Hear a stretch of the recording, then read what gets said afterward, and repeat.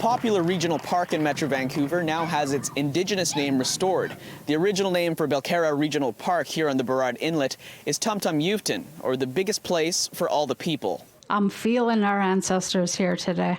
Indigenous leaders held a renaming ceremony at Temtemíxwten on Friday. Auntie Dee talked about this is the village where we had the smallpox affect our members, and Musqueam members had to come over and bury our members here.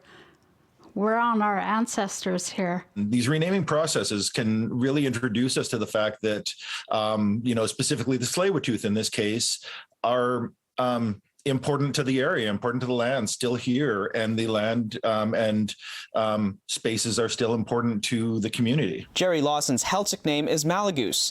He says that elders and knowledge holders are often at the center of these renaming processes, educating different stakeholders about the values important to the Indigenous community, values often grounded by generations of people existing in their places. The decisions are all made foundationally with children of several generations. These renaming processes really are that sort of start of allowing both Indigenous and non-Indigenous children to grow up with that awareness that representation is important, that Indigenous, names and culture and people are important to a place. 95% of BC is on unceded land, meaning it was never legally signed away to the Crown or Canada. Lawson says while there's a lack of consistent understanding between the provincial government and Indigenous people in BC, renaming processes can continue to remind everyone that Indigenous people have always been here.